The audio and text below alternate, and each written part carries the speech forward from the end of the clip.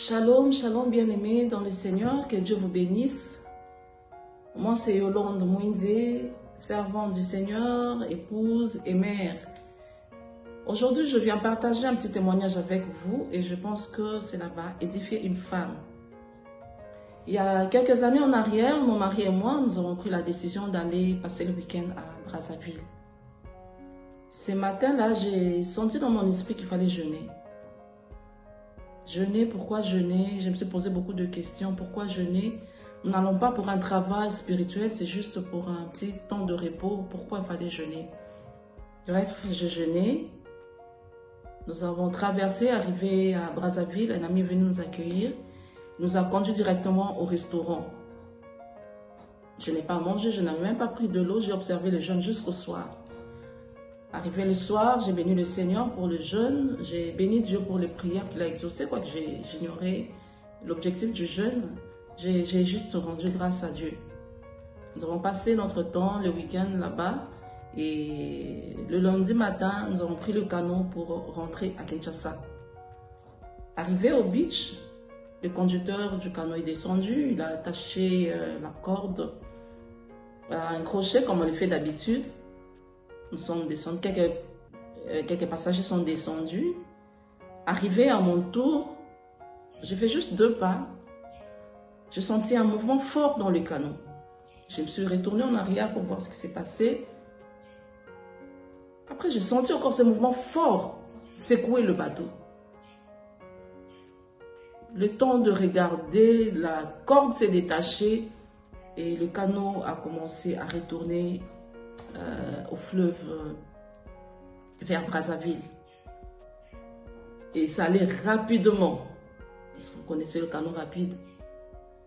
Ça allait rapidement, les gens criaient, il y avait la panique, on ne savait quoi faire, une agitation. Je me suis mise à genoux. À genoux. J'ai commencé à prier, je disais à Dieu, fais-nous grâce, Seigneur, fais-nous grâce, Seigneur, fais-nous grâce. Les gens criaient, on ne savait quoi faire. Le conducteur était déjà descendu. Et nous étions à 4. Il y avait aussi mon mari dedans. Quelqu'un a crié, tiens le gouvernail.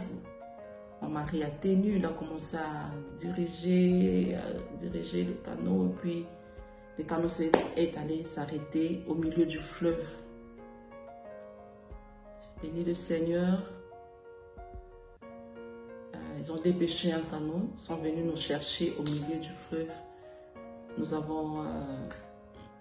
sommes déplacés pour un autre canot et puis nous sommes rentrés à Kinshasa. Dieu est bon, Dieu est fidèle.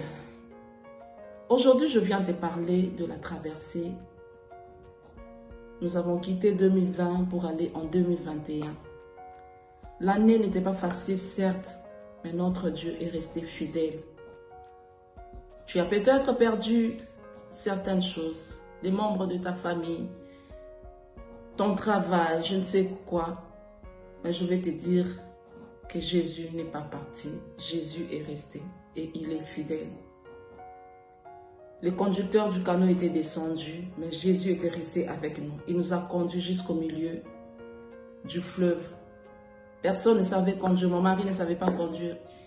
Mais Dieu était avec nous et il nous a soutenus. Tout est parti, mais Jésus est resté. Femme, connecte-toi à Christ. Connecte-toi à ce Jésus. Il te donnera la paix, il te donnera la joie, il te donnera ce dont tu as besoin. Jésus est avec nous. Jésus reste avec nous. Femme, connecte-toi. Que le Seigneur vous bénisse.